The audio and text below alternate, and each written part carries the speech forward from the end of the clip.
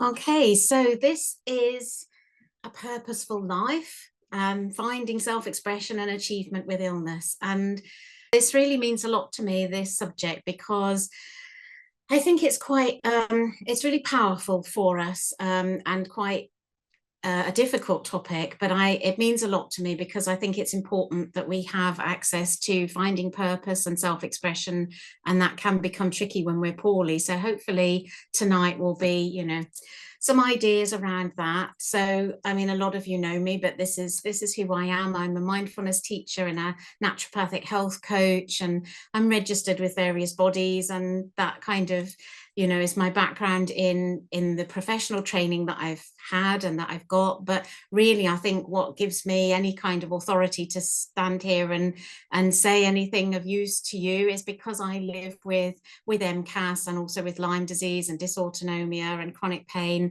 So I'm coming at this from my professional background, but also from personal lived experience.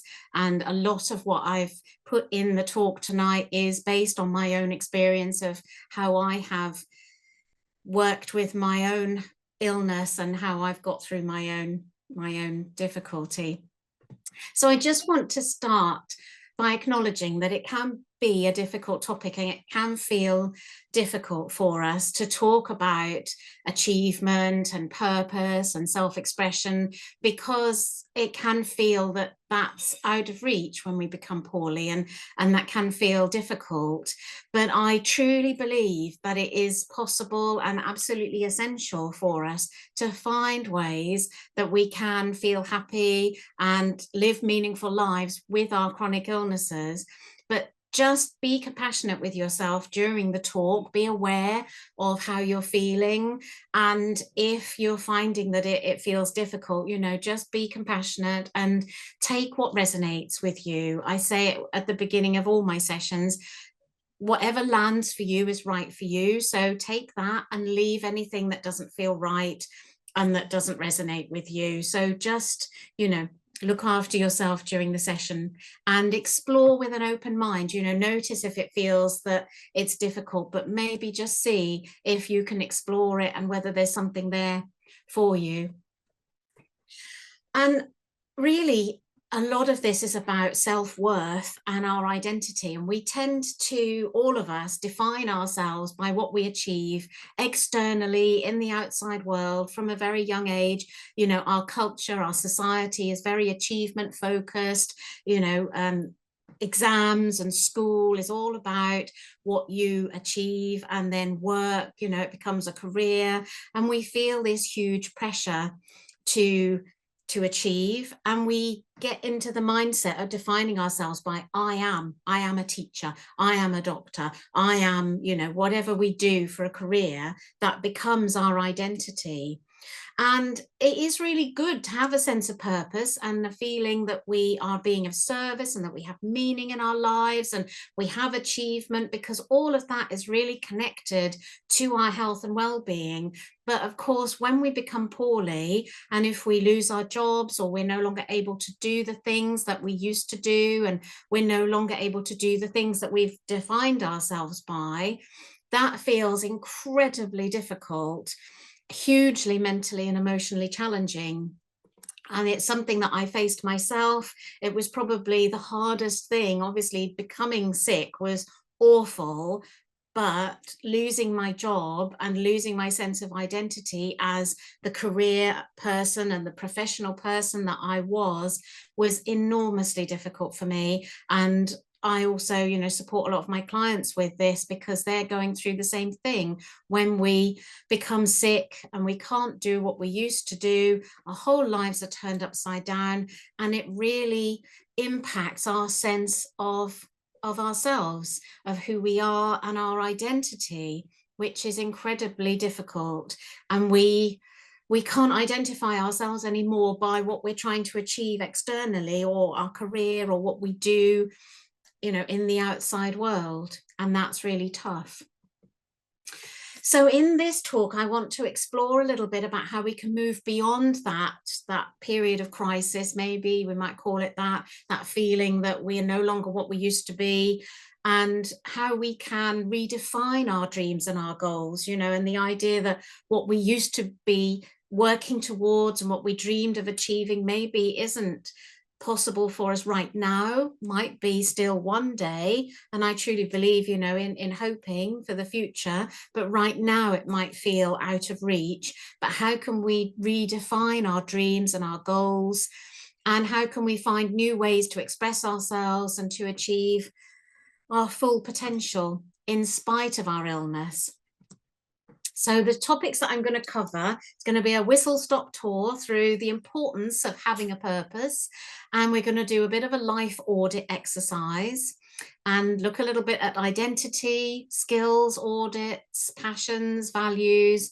I'm going to briefly mention personality tests, growth mindset, being future focused, the concept of the unexpected gift, and the idea of inner resources. So we're going to just whistle stop through that. It's quite a lot to cover, but I hope we can get through. But it's worth, during tonight, if you've got a notepad and pen, and then after tonight, if things come to you after what we've talked about tonight, it's worth spending some time just journaling out the thoughts and ideas, and maybe anything that you feel sort of triggers a spark of thinking in you, and whether you have any moments of inspiration or anything that you want to come back to, any ideas, where it's worth sort of just journaling on that and keeping some notes over the next few days. Ideally, you might find someone in your support network to maybe talk to about these ideas, or someone maybe to buddy up with to talk through and support each other through thinking about this. So it's important this is the beginning really tonight. I'm hoping that this thought processes will start in your mind tonight, so it's not the end. This is the beginning of a process maybe that you might spend some time thinking about and journaling about, or talking to people about. So give yourself some time to think about these after tonight's session. So what does it mean to have a purpose? We talk about purpose, and it can feel like a really grand concept, something enormous that feels very inaccessible to us and out of reach when we live with illness and pain and difficulty. But actually, it doesn't have to be an enormous thing. Purpose means to have something that gives you a sense of meaning in life, that reason to get up in the mornings, a sense that you're contributing to something that matters. And that doesn't have to be a huge thing. It just has to be something that matters to you, something that makes you feel as though you're connected to something bigger than just you, something that's about more than just you. Purpose gives us something to look forward to, and gives us that feeling of feeling fulfilled and doing something worthwhile. And it also is something that helps us to use our unique skills and talents and experiences. So something that helps us to engage with our potential and feel that we are using that in a positive way. So all of those concepts kind of are encompassed within that idea of purpose, but it doesn't have to be enormous. And I have said, when we become ill, we can lose that sense of purpose, and it's then tricky to see how we can use our potential and pursue that sense of purpose when we're poorly. And I found myself, and I know a lot of people I talk to, feel as though they've put their lives on hold when they became poorly, and they think, one day when I'm better, I will. And they're living for that future moment when everything is fine and they feel well, and then they can have purpose. And we feel as though we're waiting to do what we want to do. We're waiting for a day when we feel well enough to achieve our purpose and do something of purpose. But actually, if we live like that, particularly, if it goes on a long time and we're all living with MCAS and it's a long-term condition, we suddenly realize that the weeks and the months and the years, they slip past, and you suddenly realize that you're waiting forever if you're not careful, and you're missing out on actually living. And so I truly believe that we have to find ways that we can do this whilst we're poorly, rather than waiting for some sort of magic day in the future. So we need to find a way of getting a sense of purpose while we're ill. And I know that this can feel challenging and it can feel tricky, particularly, if you're in the acute stages, if you're in an acute flare and you're feeling really poorly, it can feel difficult. But this is, a long-term goal. This is long-term thinking. So it's about looking for ways in which we can do small things, even when we're poorly, that bring a sense of purpose and meaning into our lives, because it's so crucial for our mental and our physical well-being. And so, there's just some ideas here. For me, when I was really at my poorliest, it was feeding the birds. And it sounds ridiculous, but this is what I mean about it. It doesn't have to be huge. So even on my sickest days, in my pajamas, I would lie in bed thinking, I've got to get up because I'm going to feed the birds. And I'd drag myself down the garden and I'd feed the birds. And then I would go back to bed. And some days that was all I could do. But I felt as long as I was doing that, I had some kind of purpose, and I was achieving something that was true to me and true to what matters to me. And that I was doing something that was of service to someone else, even if that was just the birds in my garden. So doing a small task for someone during the day, literally just looking something up for them online. It doesn't have to be huge. If you're not so poorly, maybe doing a bit of volunteering, running online groups, that sort of thing. Again, not huge, not having to, go out, but thinking about ways in which you can help someone, even if you're just answering a question on the MCAS forum, that is something that is of value, that you can take some pride in and feel, a sense of purpose in that. Doing a hobby, again, for me, I started knitting. I dragged out my old knitting needles and I started knitting a blanket, and it wasn't the most beautiful blanket in the world, I'll tell you that, but it gave me a sense of achievement, that I was actually doing something with my time. And depending on who you are and what floats your boat, getting out into nature, even sitting in the garden for a few minutes, or looking after your pet, that can be purpose. Helping somebody else, a family member, taking care of children, that's a purpose. And using your creativity in some way. It only has to be something small to tap into that sense of purpose. So one of the reasons why I feel this is so important is that having a sense of purpose has been linked in research to all sorts of benefits for our health, and physically and mentally. So even to our longevity and how long we live for. So the Blue Zone Research Project, they looked at different areas, 5 places all over the world where people lived longer than average, and they looked for the common factors that might be contributing to that longevity. And number 2 is knowing your purpose. People having a strong sense of purpose in life, a sense of meaning, knowing why they get up in the mornings, feeling connected to others, doing something of service, actually improves our physical health as well as our mental health. So that sense of achievement and purpose, and one of the reasons why it's so good for our physical health is because it releases good brain chemicals. It's not just some kind of wishy-washy woo-woo kind of magic idea that we feel better if we have a sense of purpose, and that we somehow live longer or feel healthier. It's actually chemical driven. That's what's happening in our bodies when we do something that matters to us, that gives us that sense of purpose. It releases endorphins, dopamine, oxytocin, nitric oxide, all of these really great chemicals, and it switches off that fight or flight stress response, that sympathetic system, the adrenaline, the cortisol. that all gets down regulated and switched off when we're in a state of purpose and meaning and enjoying doing something that matters to us. We can't be in fight or flight, panicking and, fearing for our lives at the same time as enjoying something and doing something that makes us happy. So if we deliberately do that, we're switching off that adrenaline and cortisol, we're releasing all those good chemicals, triggering the parasympathetic healing state. And because we're doing that, that's what gives us these lovely physical benefits in our bodies and also in our minds, and gives us that good mental and emotional feeling as well. And so the research showed that having a clear sense of purpose, I don't know how they actually work this out, but they say that it gives you an extra 7 years of life potentially. For people who have purpose, they tend to live for, on average, 7 years longer.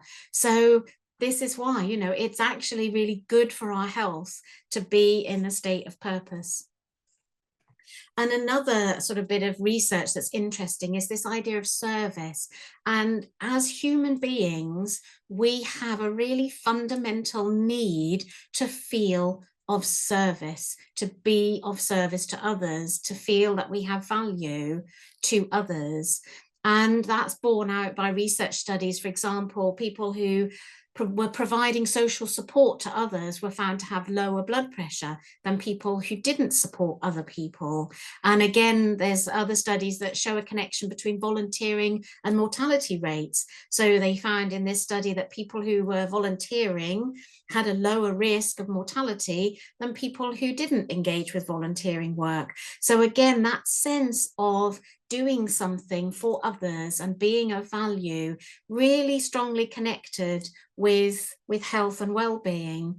And again, I've talked about the release of oxytocin, but that promotes bonding and connection and lowers our stress levels and helps us. We become quite isolated quite often when we become poorly. We lose that sense of connection with others. So if we are doing something deliberately that's of service to others, we're releasing that oxytocin and feeling connected.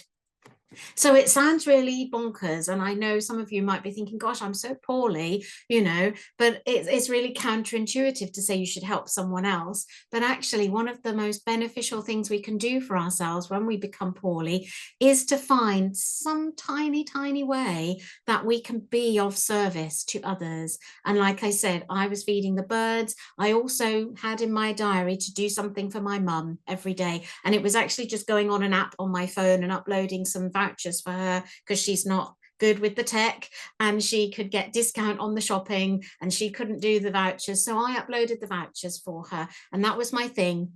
And I did that every day for her, and I felt like I was doing something of service for her. So that's what I mean when I say it doesn't have to be huge. If you're really poorly, don't feel that it's got to be massive. You can just do some small thing for somebody.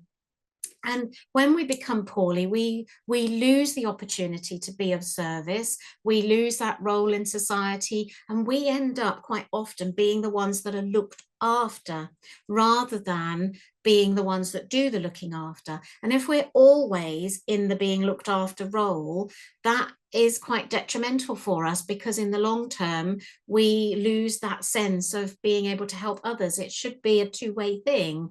And there's nothing wrong with getting help and being looked after. We all need that. But there has to be some instances where you're the one that's doing the looking after, because that helps us with our self-esteem and our sense of identity. So finding ways in which you can be the one doing the helpings sometimes, and other times you're the one that's being helped, that's a really healthy balance that we need to find. So yeah, the importance of service and connection with others, as I said, being of service, doing things of service helps to break down that loneliness as well, and the isolation. So this all connects into this Maslow's hierarchy of need, and some of you will be familiar with this idea that Abraham Maslow came up with way back in the 1940s, I think now, that in order to achieve purpose at the top of the triangle there, we have layers of needs underneath that. So the bottom layer of the triangle is our physical needs. So we have to have our basic human needs of being warm and having shelter and food and water and rest. We can't do anything until we've got that. So we need to think about, have we got that in place? Then we need to feel safe and secure and be living in a safe environment. And then we need a sense of connection with others, belonging to groups and being connected to others and having a loving relationships around us. And then we need, on top of that, the next layer of the triangle is to feel as though we're contributing something, to give us this sense of accomplishment and having that sense of pride in what we do and self-esteem. And then right at the very top of the triangle, if we've got all of those building blocks in place, if you like, we can then achieve our potential. So when we become poorly, it's important to think about these needs and think about, have you got these in place in some basic small way? Are you meeting each of these layers of the triangle that fulfills our core needs? So this slide, we've actually made it into a worksheet, and it's going to be on the website. I don't know if Cherise can share the link in the chat maybe at the end, or if, you know, at some point it'll be on the website of Mast Cell Action, so you can spend some time doing this for yourselves. But this is a life wheel, so it's like a cake, if you like, with various slices of the wheel there, and each of these slices represents a core need. So we've got nutrition and diet, and then a slice for your environment and whether that's a healthy environment, and then a slice about sleep and rest and relaxation, and then a slice for being self-aware and having awareness of your needs. And then there's a slice for purpose and goals and having some kind of sense of purpose in your life. And then there's mental and emotional well-being and having a support network around you. And then the final slice of the wheel, if you like, is about movement and whether you're doing any kind of healthy exercise within your capacity, obviously.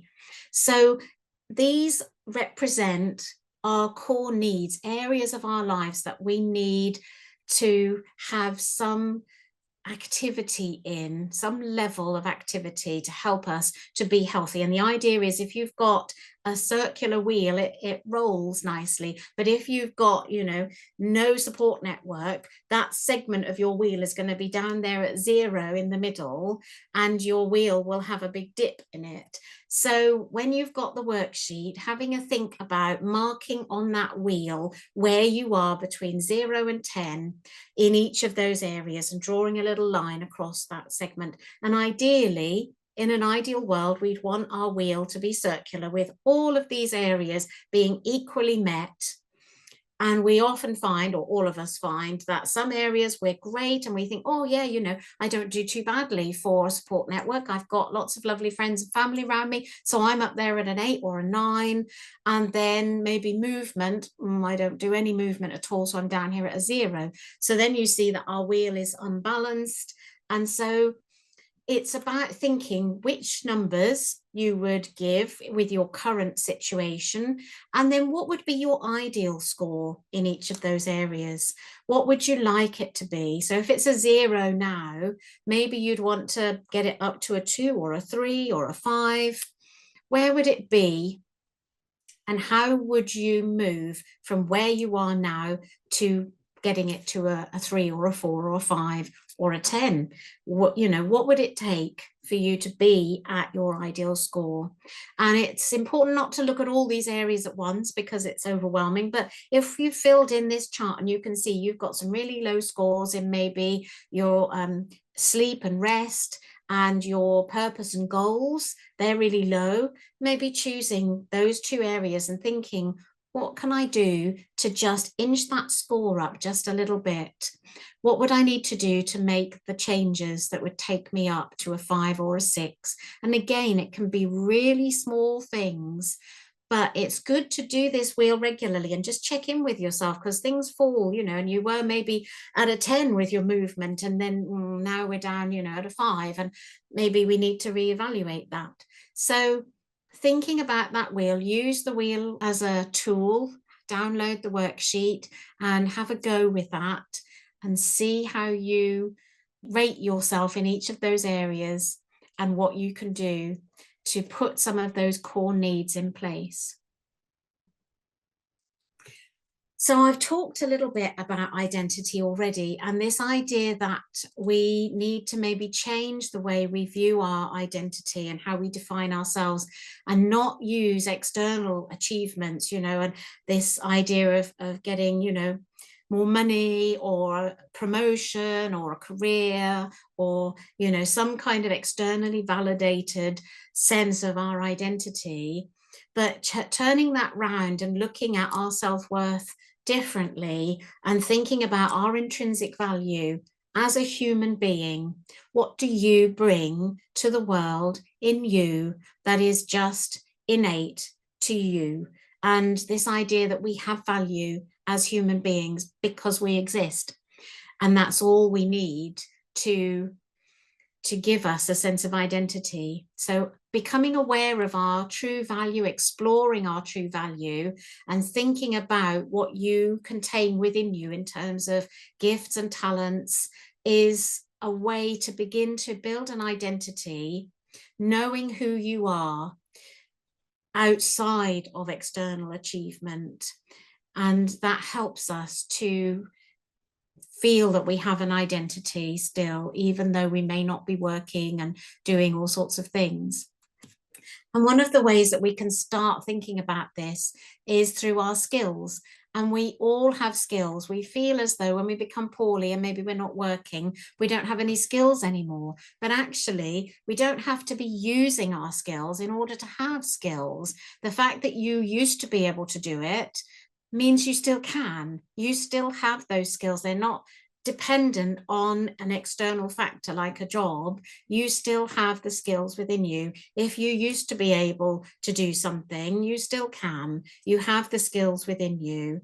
And so being able to reconnect with our skills gives us that sense of identity and helps us to know how we might fulfill a sense of purpose within us, because if we're using the skills that we have, that helps us to feel that we have purpose.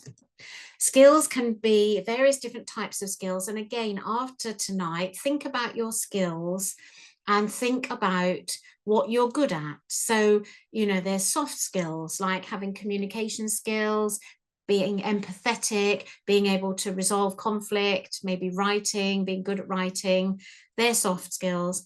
Practical skills like cash handling, graphic design, being able to program a computer, being good at carpentry, having financial skills, being good at maths. Those are practical skills. Then there's the experience of things that you've done in previous roles, like you're good at managing people or managing projects or doing volunteer management. Think about your experience, and that all goes in the list as well. Doesn't matter if you're not currently using it. Remember, you used to be able to do it, so you still can. That skill resides within you. Then there's knowledge and training, like qualifications that you've done. So, if you can speak Spanish or you've got a degree in something or other, that's a skill. So that all goes on the list. And then hobbies, it doesn't have to be work-based. If you're good at playing a musical instrument, or you can sing, or you can draw, or you can sew, photography, all of those different things, hobbies, write down the skills that you have because of your hobbies. And then don't forget as well your personal skills from your home life, bringing up children and living with chronic illness, caring for elderly relatives. They all give us skills, they make us resilient. They give us time management skills. We have to learn to be able to prioritize and to be adaptable and to be flexible. And all of these skills, I tend to maybe call them personal effectiveness skills.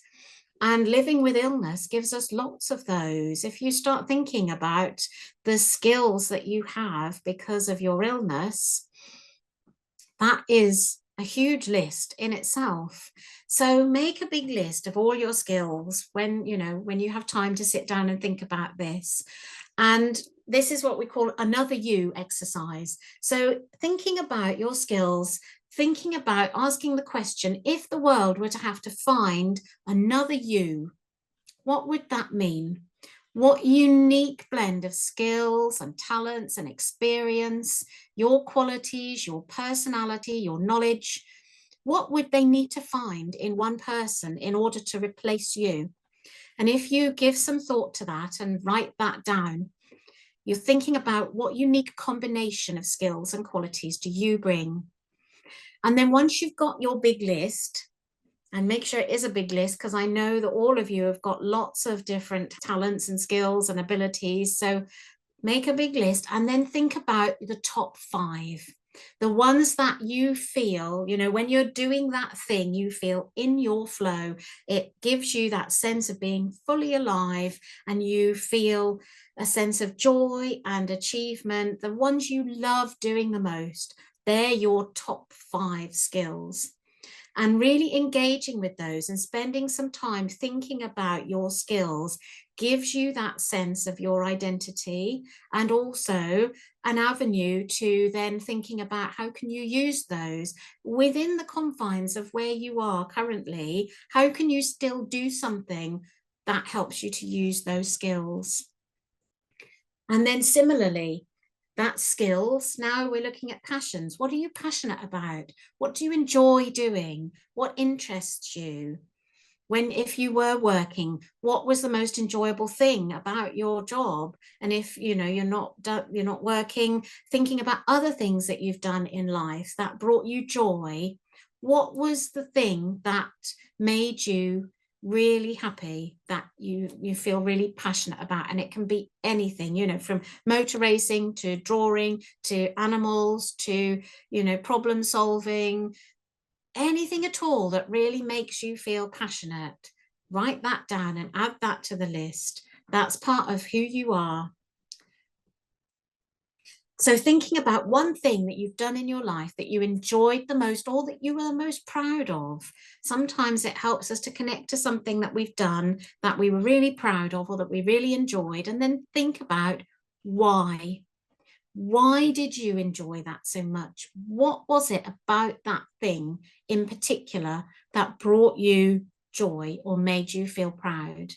And if you can get into the nitty-gritty of that, you can then think about, you might not be able to do that exact thing, but you can maybe do something that gives you something similar. And also looking at your skills list. Which skills were you using when you were doing that thing? Starting to explore that a little bit. And thinking about what's important to you. Having a sense of, if you were to contribute to something, what would that be? And it can be, people have all sorts of things that matter to them, childcare, looking after others, family, that can be really big for some people. Pets and, being with animals and caring for animals, that's a really big thing for some people. Other people, it's the environment, and thinking about our world and looking after our environment.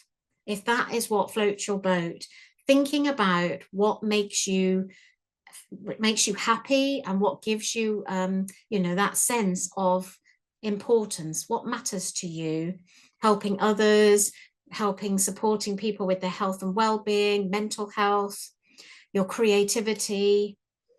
How can you begin to do something really small that connects you with that one thing, even within the confines of your current situation?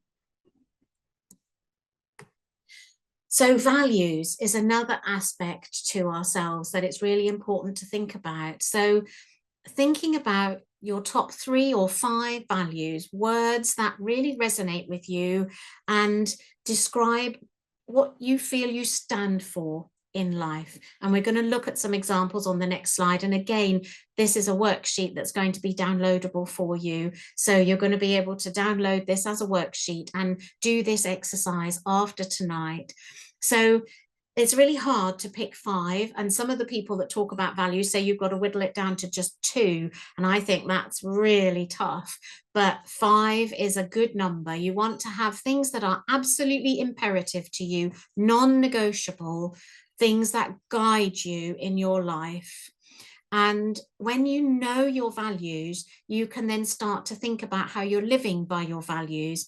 And if we're living in a way that's aligned with our values, that contributes to us in our well-being and feeling that we have purpose. And if we're living in a way that's at odds with our value, that puts us into a stress state, and in the long term can, trigger burnout and people feeling, stressed and overwhelmed.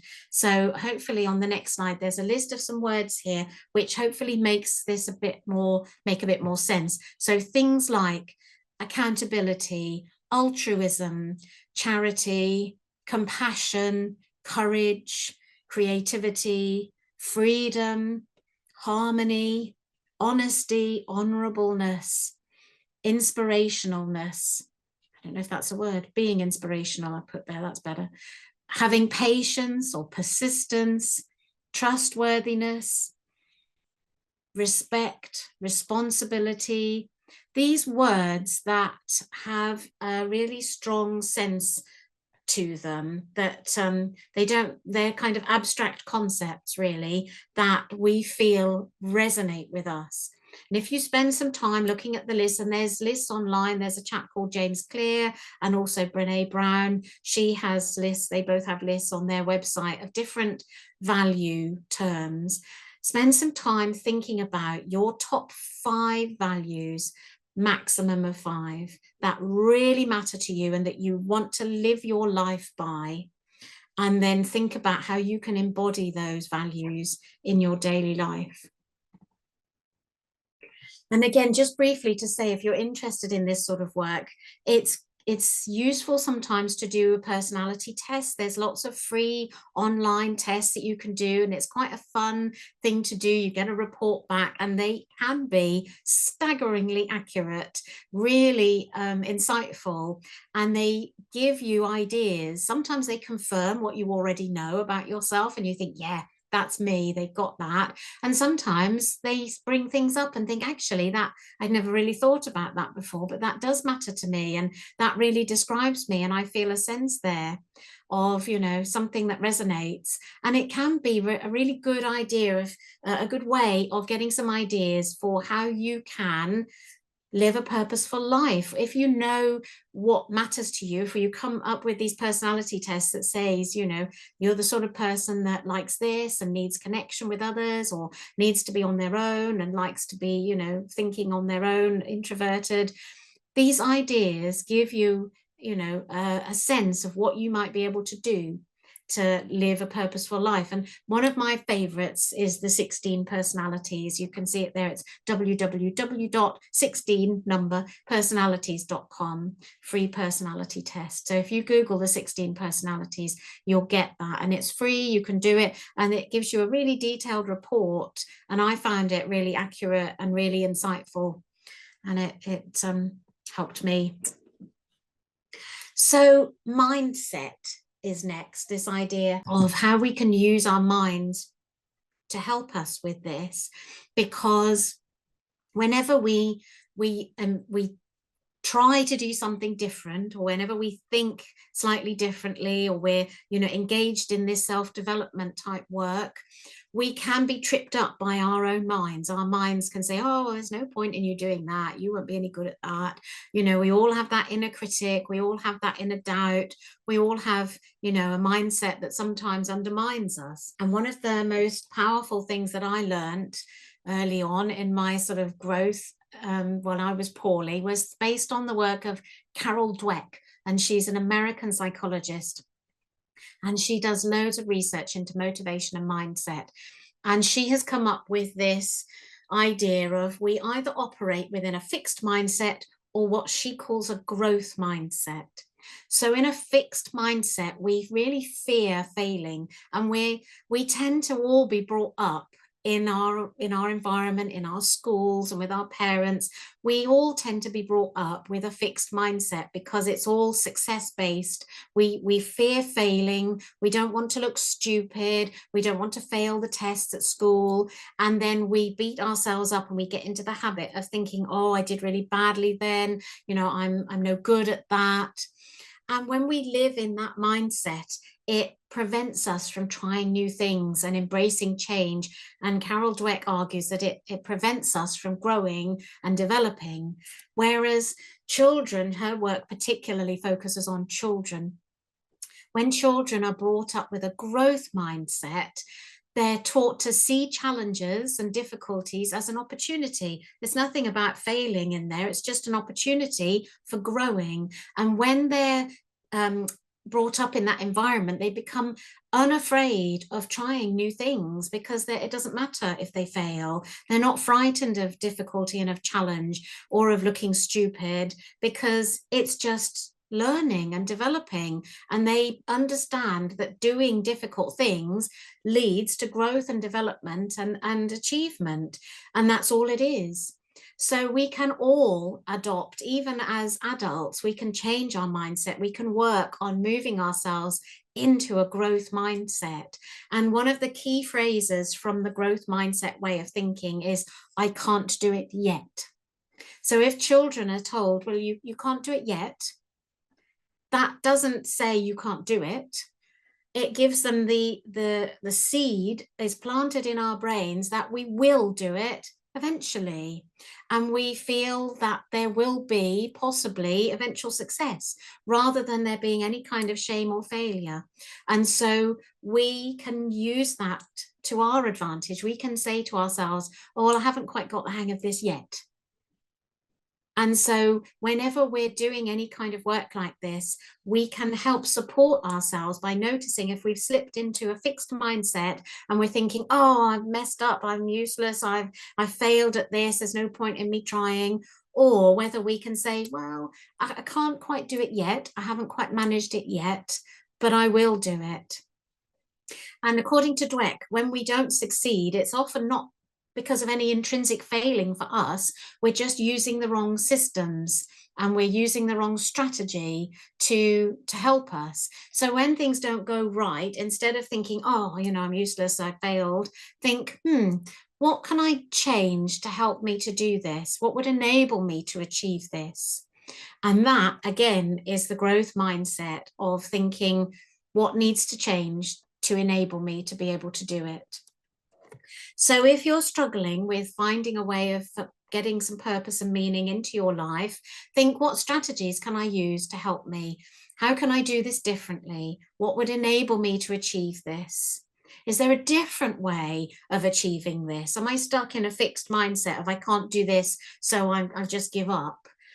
Can I think, well, I can't do it yet, but maybe I could change it some way to enable me to do it? So just because you can't do something in the way that you initially imagined doesn't mean that you failed, just means that maybe you need to change the way you're doing it. And we all slip into the fixed mindset. I'm just as guilty as anybody else. And so it's becoming aware of that and learning to spot that happening and then changing. And setbacks, there will be setbacks and things will not work out, and you'll try something and it won't go right, or you'll trigger a flare and maybe you'll think, oh no, I'm not able to do this. But it's a normal part of attempting to achieve anything.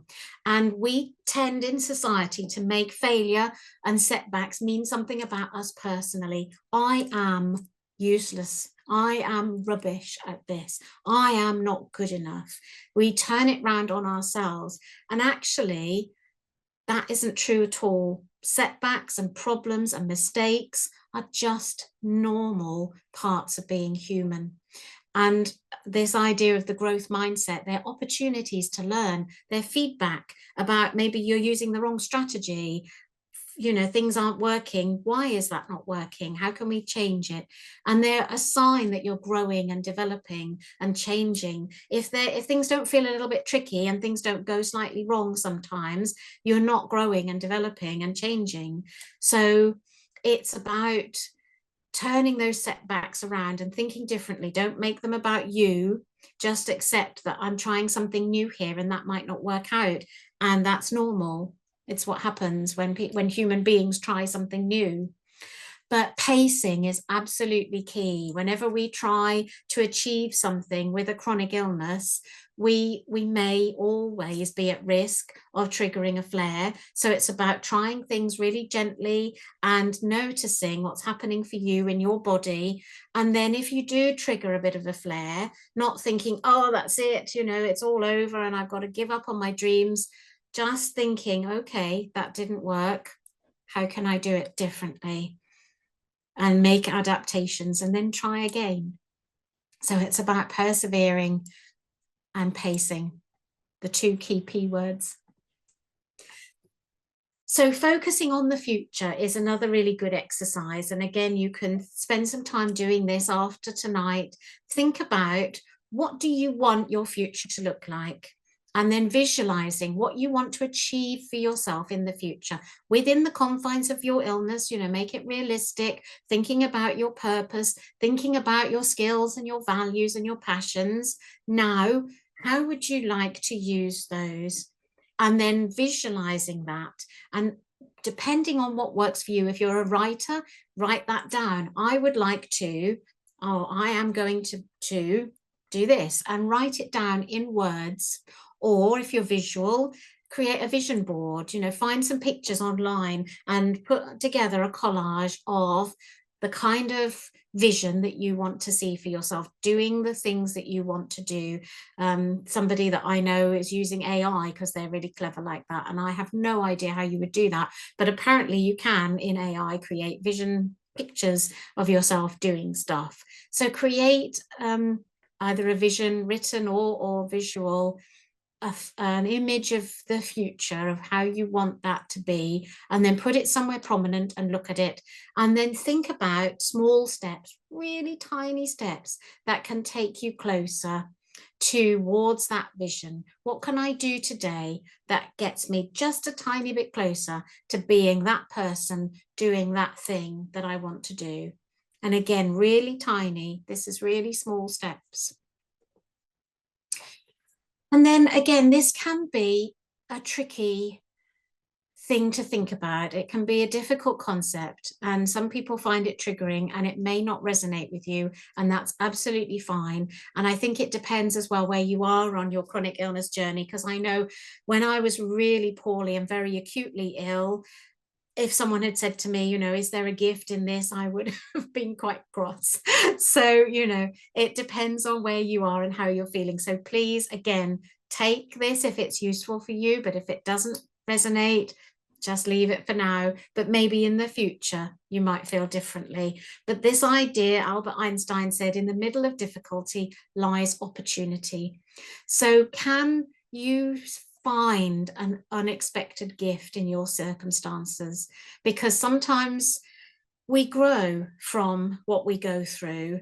And I know that personally, I look back now at my illness experience and I can see how it's changed me and made me a different person, and in some ways a better person. And I'm doing what I'm doing now because of that.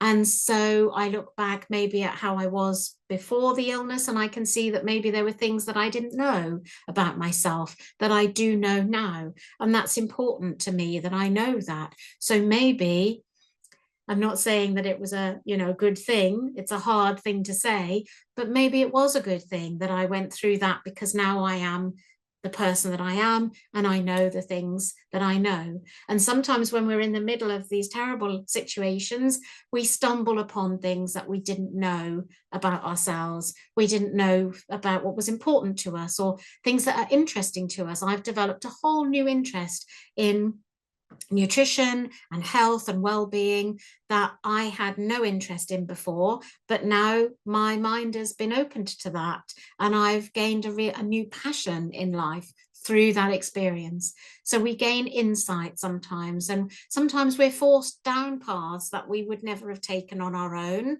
but actually that path turns out to be a great path, and we meet people along the journey that we never would have met. So it only needs to be a small thing. It doesn't have to be that you say, oh, yes, I'm really glad that this all happened to me. But it can just be acknowledging that, yes, maybe I met someone who I wouldn't have met before, and that is a gift in my life. So thinking for a moment, just what is the gift that you might be able to take from this situation? And then thinking about how that contributes to your sense of purpose, maybe, how you can use that.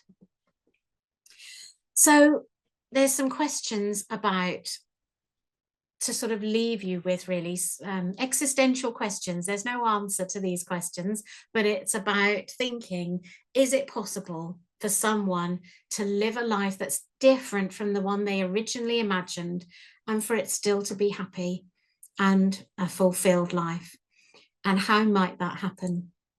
Is it possible for us, for what we think we want in life, to not actually be the right thing for us? And how do we know that? And is it possible that experiences of difficulty and suffering can help us to develop and to grow and to change our priorities? And how can we allow that to unfold for us? And sometimes we fight that and we resist it and we think, no, this is the person I want to be. This is what I imagined. And sometimes if we let go of that fight and open our minds to the possibility, there can be new things there for us that can unfold for us.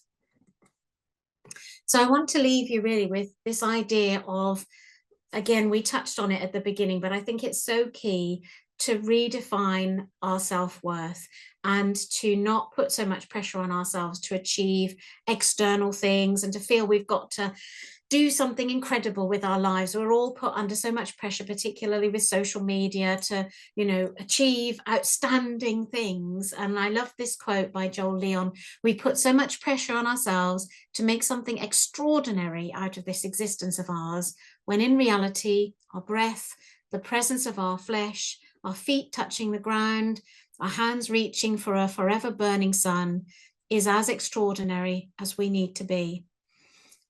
And there's that idea there that we can just let go, maybe, of striving to achieve great things and to just enjoy being alive and to find value and self-worth in just being alive as a human being and not judging ourselves so harshly. So 10 top tips I'm going to leave you with: self-compassion and non-judgment, being kind to yourself throughout whatever you're doing, throughout your process of self-development is key, is number one. Then assessing your life, that wheel of your core needs. What needs are you not meeting and how can you change that? Looking at your skills, thinking about what you're passionate about and what matters to you, identifying your values, connecting with your inner resources. All of those skills and values and the experience that you have are all resources that you can use to help you create a new life with a new sense of purpose. Keeping in that growth mindset and thinking, okay, that didn't work out, I can't quite do it yet. And, using that. Thinking maybe about what is the unexpected gift? What can you find in this experience that's a gift? Focusing on the future and finding tiny, tiny ways that you can feel a sense of purpose and you're feeling that you're doing something of worth and of value that contributes to your values and contributes to things that matter to you every day. And as I say, that can be something really tiny that you can do within your current situation. So those are my contact details. If anybody wants to keep in touch, you can find me on Facebook or LinkedIn. I am on Instagram, but I don't love it. And I have a mailing list, which I don't often write a newsletter for, but I should do. But yeah, you can get in touch, keep in touch.